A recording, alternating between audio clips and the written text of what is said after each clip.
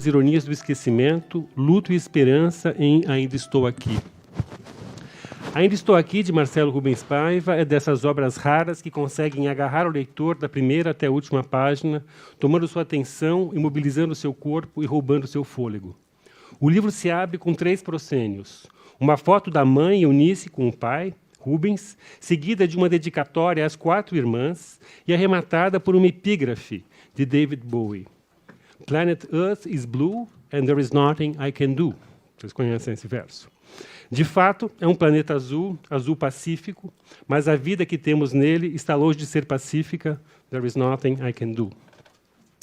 O primeiro capítulo, assim como o último, em um vertiginoso looping temporal, trata da degenerescência da memória de Eunice Paiva, a mãe do Marcelo. Sua mente, seu corpo, não escrevem mais o mundo ao redor, ou ela reconhece o que vê. A pessoa com Alzheimer, como Marcelo apresenta a doença de sua mãe, está perdida no tempo e no espaço. Seu corpo não se lembra mais de movimentos básicos, até o paladar começa a fraquejar, nos esquecemos de sentir o gosto e de como andamos.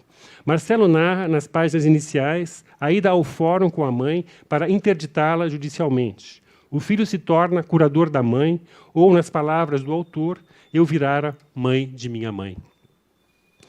Tudo nesse belo e triste livro é labiríntico. É como se o autor embarcasse com a mãe no mundo fragmentário das memórias que naufragam e, ao mesmo tempo, aqui e ali, lançam estilhaços de momentos na praia da recordação. Como escrever essa história de uma mãe que vai se metamorfoseando em uma outra pessoa, sendo ainda a mesma e sempre querida mãe? Como escrever essa história quando ela é a história de uma mulher ferida justamente pela história? Alguém que perdeu de modo bárbaro o seu marido quando ambos tinham 41 anos e viviam uma vida feliz com seus 5 filhos. Como se lembrar dessa história terrível de Rubens Paiva, sequestrado pelas Forças Armadas e brutalmente torturado, tendo morrido já no dia seguinte devido à violência das torturas? Essa história justamente foi ocultada, foi censurada. Eunice teve que fazer uma luta de décadas para obter migalha a migalha os detalhes dessa terrível história, para entender aos poucos o que aconteceu naquelas fatídicas horas entre o sequestro de seu marido e a sua morte. Teve que enfrentar o terror do dispositivo de desaparecimento que suspende o luto, visando quebrar a possibilidade de luta. Sem corpo, não há como simbolizar e elaborar a morte. Está-se condenada à melancolia que Eunice teve que combater. Como seu filho escreve, eu cito, a tática do desaparecimento político é a mais cruel de todas, pois a vítima permanece viva no dia a dia. Só em 2014, o Ministério Público Federal do Rio de Janeiro foi esclarecer o que aconteceu naqueles 2 dias de tortura e morte de janeiro de 71. Então, foi de 71 até 2014 para se esclarecer. Ainda estou aqui é uma frase que Eunice passou a falar já em sua fase avançada de sua doença. A fragilidade da vida que emana dessa frase, no entanto, vem de uma mulher que teve que se reinventar para garantir a educação de seus filhos ao lado de sua luta pela verdade. Ela foi estudar direito aos 42 anos, teve que iniciar do zero sua carreira após esse golpe desferido pela ditadura civil-militar para poder restituir àquela família sua dignidade e força. Ela se tornou uma líder na luta pelos direitos humanos no Brasil, pela anistia, pelas diretas já, e, não bastasse, passou mais e mais a se dedicar de corpo e alma à causa indígena, emprestando sua grande competência jurídica e mobilizando sua rede de relacionamentos para a luta dessa população que, sem dúvida, é a que mais foi e é perseguida nessa nação desde sua invenção. Está aqui o Tenório para dizer se eu estou mentindo ou não. Cadê o Tenório? Está ali. Colega aqui de Manaus. O livro de Marcelo tem sua força estruturada a partir da energia dessa mulher e de sua capacidade de superação. Não render-se, não se deixar ficar imobilizada na posição de vítima, mas sim lutar, seguir a vida, realizar-se e ser feliz. Esse foi o mote de Eunice e o modelo que passou aos filhos e gerações seguintes. A obra costura com muita sagacidade o espaço da intimidade com a esfera pública. Se, como em Antígona, Eunice luta pela justiça, pela verdade, e depois de ficar convencida de que seu marido foi assassinado pela ditadura, pelo direito de poder sepultar seu marido, ela é apresentada também na esfera íntima como mãe, como cozinheira, mulher vaidosa que zelava pela sua aparência, mãe carinhosa e dedicada, mas também mulher que teve que endurecer para enfrentar a vida, mãe que não conseguia expressar seus sentimentos com relação aos filhos, a não ser com dificuldade, que teve que aprender a represar e a amarrar suas emoções para sobreviver. O nó entre as esferas públicas e privada é perfeito e nos ata, prendendo nossa respiração. Escritor experiente, Marcelo consegue ir do mais íntimo, dos detalhes mais cotidianos, às lutas políticas mais tremendas que esse país passou nos últimos 5 ou 6 décadas. Ele não tropeça, sua pena desliza da sala de estar às salas de tortura, das brincadeiras dos irmãos, das traquinagens do único filho homem, sempre retrospectivamente ao menos, vivendo sob o peso de ter que ser o responsável pela família, o homem da casa, passa pelas grandes lutas, pela verdade, pela anistia e pela democracia. Os detalhes da trágica doença da mãe pontuam esse percurso, dando um desfecho anticlimático à incrível história de superação de Eunice. E mais, grande parte dos leitores desse livro conhecem a história de superação do seu próprio autor, narrada há 35 anos em seu livro Feliz Ano Velho. Inevitavelmente, a superação da mãe é posta ao lado da superação do filho, hoje um reconhecido jornalista e premiado escritor que convive há mais de 3 décadas com uma cadeira de rodas devido à sua tetraplegia. Em Ainda Estou Aqui, vemos mãe e filho, esse filho que se tornou mãe de sua própria mãe, lado a lado, ambos em cadeiras de rodas. Uma imagem que traduz uma ironia do destino extremamente forte. Um retrato do amor, da superação, mas também da força entrópica que nos comanda. Eros e Thanatos, luta e desespero, tons azuis e negros se misturam, conformando um quadro único nesse poderoso livro. Como é típico dos relatos, com alto teor testemunhal, seu autor lança a mão de vários documentos que cita para engrossar o caldo histórico de sua prosa. Demos notícias de jornal, cartas, documentos jurídicos, testemunhos de pessoas que foram torturadas no mesmo momento que Rubens Paiva e sobreviveram para narrar. Lemos também muitos documentos da Comissão Nacional da Verdade.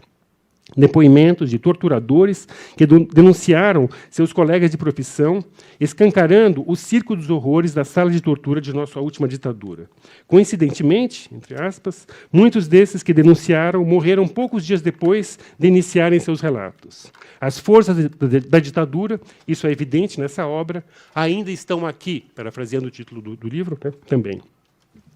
O livro é uma trama urdida que revela a luta contra o esquecimento, vale dizer, contra os esquecimentos, da violência da ditadura, da verdade, luta pelo paradeiro dos mortos desaparecidos pelas garras do poder, que nossa sociedade de mentalidade colonial insiste em esquecer, apagar. E também é uma luta na esfera privada, contra as mazelas do Alzheimer, uma doença que devora vorazmente nossas memórias, fraturando nosso estar no mundo. Nossa sociedade é uma das mais violentas do mundo, com uma desigualdade social que a coloca como o 10º país mais desigual do mundo, em 79º lugar entre os 188 países no Índice de Desenvolvimento Humano.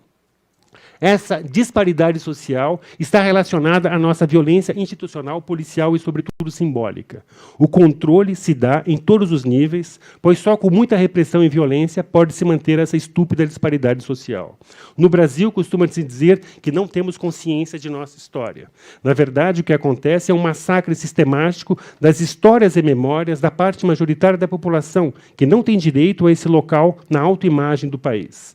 As histórias dos indígenas, dos afrodescendentes, dos trabalhadores, dos imigrantes, das periferias, dos que se opuseram e se opõem ao establishment, dos LGBT, das mulheres e tantas outras histórias, elas não têm direito a se inscreverem, ao menos, e menos ainda a serem estampadas em nossos livros de história. Essa violência simbólica sequestra dessas camadas a possibilidade de construir suas narrativas que justamente deveriam alimentar e estruturar as suas próprias lutas. Portanto, nada de história dos subalternos, nada de educação. Esse sempre foi o lema de nossas elites até hoje. Vide uma alfadada escola sem partido, vide a situação calamitosa do ensino público, vide a tentativa de se acabar com as universidades públicas nesse nosso governo atual usurpador. Marcelo escreve justamente essa história que é impedida de ser escrita. Ao compor uma narrativa que embaralha as cartas entre o público e o privado, ao narrar histórias de superação, de dor, de construção de vidas e de políticas mais éticas, constrói também uma obra com um gigantesco potencial de transmissão dessas histórias asfixiadas. A literatura estrutura esse testemunho de modo preciso, tendo como efeito criar uma torrente que leva o leitor para o coração de muitas de nossas questões históricas mais recentes, sem laivos de academicismo, de positivismo ou preciosismo erudito. Tudo parece vir naturalmente na pena desse tarimbar o autor, inclusive sua ironia cortante, que nos desconcerta do início ao fim, como na frase difícil de se ler. Eu cito: "Tenho um agradecimento a fazer aos militares brasileiros. Obrigado por não terem matado a minha mãe." Fecha aspas. Dentre os documentos citados, um dos mais impactantes é, sem dúvida, uma carta que Rubens Paiva, o pai do Marcelo, escreveu na Embaixada da Iugoslávia, onde teve que se socorrer logo após o golpe de 64. Nela, o pai amoroso se interessa a seus 5 filhos, explicando que ele está bem em seu refúgio e o que foi que o levou a essa situação. Cito esse precioso documento. É uma pequena carta, então, que o Rubens Paiva mandou aos 5 filhos quando estava na Embaixada da Iugoslávia, refugiado depois do golpe. Ele começa se dirigindo aos filhos com os apelidos deles. Você é o Babiu? Não. Cacaleco. Ah, desculpa, Cacaleco. Bom, mas aqui está assim, ó, Verinha, Cuximbas, Lambancinhas, Cacazão também, né? E Babiu. Recebi suas cartinhas, desenhos, etc. Fiquei muito satisfeito de ver que os nenês não esqueceram do velho pai. Aqui estou fazendo bastante ginástica, fumando meus charutos e lendo meus jornais. É possível que o velho pai vai fazer uma viagenzinha para descansar e trabalhar um pouco. Vocês sabem que o velho pai não é mais deputado? E sabem por quê? É que no nosso país existe uma porção de gente muito rica que finge que não sabe que existe muita gente pobre, que não pode levar as crianças na escola, que não tem dinheiro para comer direito e, às vezes, quer trabalhar e não tem emprego. O papai sabia disso tudo e, quando foi ser deputado, começou a trabalhar para reformar o nosso país e melhorar a vida dessa gente pobre. Aí veio uma porção daqueles muito ricos, que tinham medo que os outros pudessem melhorar de vida, e começaram a dizer uma porção de mentiras. Disseram que nós queríamos roubar o que eles tinham. É mentira. Disseram que nós somos comunistas, que queremos vender o Brasil. É mentira. Eles disseram tanta mentira que teve gente que acreditou. Eles se juntaram, o nome deles é Gorila, e fizeram essa confusão toda. Prenderam muita gente, tiraram o papai e os amigos dele da Câmara e do governo, e agora querem dividir tudo que nosso país tem de bom entre eles, que já são muito ricos. Mas a maioria é de gente pobre, que não quer saber dos gorilas, e mais tarde vai mandar eles embora. E a gente volta para fazer um Brasil muito bonito e para todo mundo viver bem. Vocês vão ver que o papai tinha razão e vão ficar satisfeitos do que ele fez. De modo singelo, Rubens Paiva dá aqui uma verdadeira lição de história. Esse modelo que parece tão simples, raramente aparece em nossos livros de história até hoje. A ideia de que existia uma revolução comunista em curso ainda é amplamente aceita no Brasil, o que é uma das mentiras mais ridículas que já foram perpetradas. O que existiu foi uma aliança das elites com os militares para barrar as reformas trabalhistas e no campo.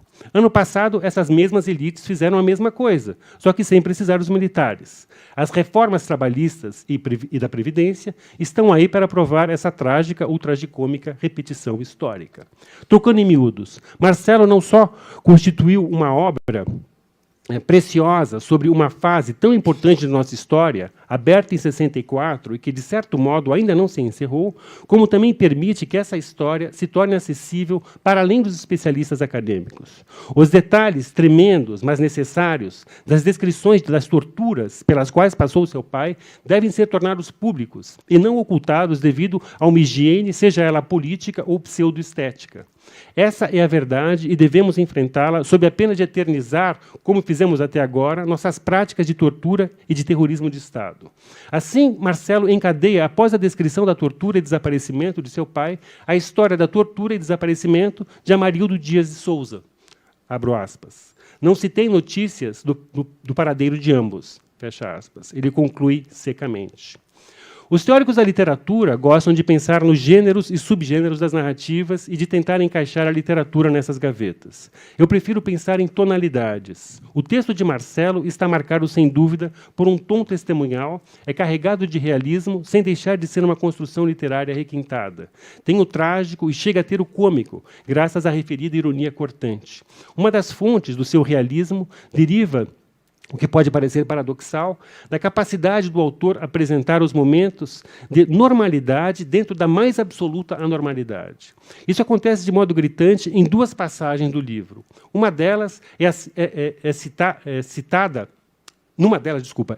uma coluna de Antônio Calado, outro jornalista literato, de 1995, na Folha de São Paulo, na qual ele se recorda de um episódio ocorrido logo depois da soltura de Eunice Paiva, em janeiro de 71, que fora presa pouco depois do marido, junto com a filha mais velha, mas libertada no dia seguinte. Eu cito, então, a coluna do Antônio Calado, que é citado pelo Marcelo no livro.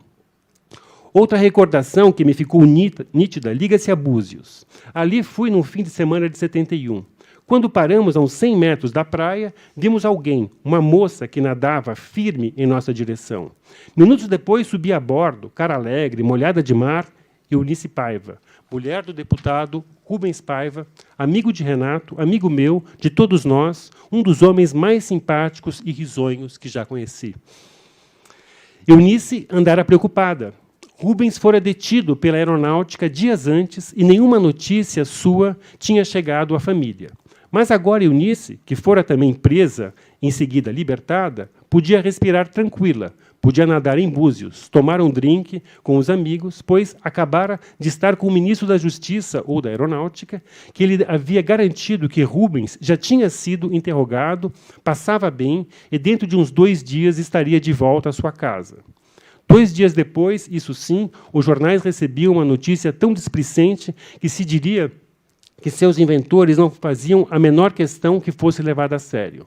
Rubens estaria sendo transferido de prisão num carro quando guerrilheiros que tentavam libertá-lo tinham atacado e sequestrado o prisioneiro. O que correu pelo rio, logo que se suspeitou de sua morte, é que ele morrera às mãos ou pelo menos de tortura diretamente comandada pelo brigadeiro João Paulo Penido Burnier, aquele mesmo que queria fazer explodir o gasômetro do Rio para pôr a autoria do crime na conta dos comunistas. A família Paiva nunca mais teve notícias oficiais de Rubens. Isso ele escreveu em 95. Né? Nunca se encontrou a cova onde o terão atirado depois do assassinato, isso é verdade até hoje. A cara de Eunice continuou molhada e salgada durante muito tempo, tal como naquela manhã de Búzios. A água é que não era mais do mar. Fim da citação do Antônio Calado. Essa crônica tocante traz tanto a figura de Rubens Paiva como um dos homens mais simpáticos e risonhos que já conheci, como também a da esposa, aliviada com a falsa notícia da breve libertação do seu marido Rubens. Esse tipo de situação complexa, onde se mistura de modo intrincado o azul e os tons obscuros, dificilmente a historiografia nos traz. Nessa obra, a partir da intimidade que adquirimos com a família Paiva, essa imagem pintada por Calado é mais uma fotografia nesse álbum da nossa história. Eunice, de resto, como ficamos sabendo no livro, sempre evitou se mostrar derrotada, como falei, ou chorar diante dos próprios filhos. Outra imagem desconcertante, em sua ambiguidade, é a de uma fotografia feita para a revista Manchete, que, para quem não conhece, era uma espécie de mistura de Veja com Caras, da época da ditadura. Ainda em 71, descrevi bem, né? Ainda em 71, devido à repercussão, inclusive internacional, do desaparecimento do ex-deputado Rubens Paiva, um fotógrafo da Manchete apareceu na casa dos Paiva para fazer uma matéria sobre a família. Em uma revista acostumada a mostrar a cara glamourosa da ditadura e a alardear o dito milagre econômico, era uma exceção se falar em desaparecimento de um político. Mas o mais paradoxal é que a família Paiva fez questão de posar com as suas melhores roupas de domingo e sem cara de luto ou de tristeza. Evidentemente, eles não sabiam àquela altura do paradeiro do pai e esposo. Mas essa foto não deixa de mais uma vez, documentar os meandros da vida, do estado de exceção e da violência ditatorial. Mesmo com o peso da prisão do pater família, os Paiva mantiveram a postura, não baixaram a cabeça. Além da programática vontade de enfrentar de cabeça erguida o arbítrio da ditadura, vislumbramos aqui a banalidade do cotidiano. Uma mãe e seus 5 filhos, por mais desamparados que possam estar, não podem viver 24 horas mergulhados na bilis negra da melancolia. A complexidade das emoções está acessível à literatura e torna toda a narrativa muito mais consistente e bem amarrada.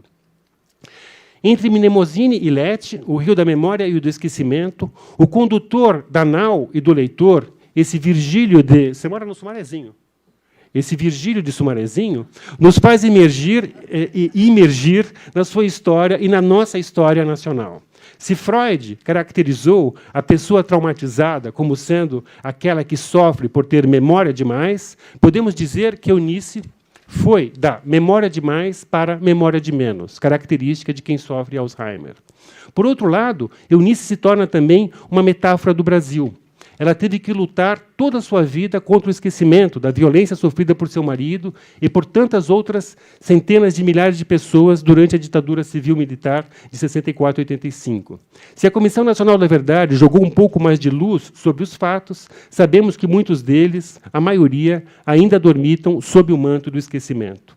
Nem verdade e muito menos justiça foram obtidas. A nossa infame lei da anistia de 79 ainda é aplicada para se barrar os processos jurídicos contra torturadores que têm muitas vezes nomes e endereços de conhecimento público. Esse é também o caso do processo de Rubens Paiva, engavetado na Justiça pela última vez em 14, por conta dessa anistia que, na verdade, não poderia ser aplicada, segundo qualquer parâmetro jurídico sério, com relação a crimes hediondos, inafiançáveis e imprescritíveis, como são a tortura e o assassinato praticado por agentes a serviço do Estado. Eunice Paiva, com seu esquecimento condicionado por fatores biológicos, espelha nosso país tristemente condenado ao esquecimento de seus crimes, que a cada dia se repetem, em uma rotina tétrica que nos condena a permanecer ética e politicamente na era colonial. Se a morte de Rubens, como escreve seu filho Marcelo, não tem fim, é porque não aprendemos a enlutar aqueles que precisam ser enlutados e cujas memórias deveriam constituir os alicerces de um outro país, menos esquecido e mais justo. Esse livro é mais uma contribuição de seu autor para escrever essa nossa história a contrapelo. Se planet Earth is blue and there is nothing I can do, Marcelo responde a esse verso, fazendo jorrar esse azul com a sua escrita. Não por acaso, um dos personagens do livro é seu filho, nascido já com a sua avó adoecida, mas que representa um alento para a sua vida e velhice. O simbolismo é evidente. A história é passada adiante e com ela se planta a árvore de uma esperança espessa, e essa também, como sabemos, não tem fim. Muito obrigado.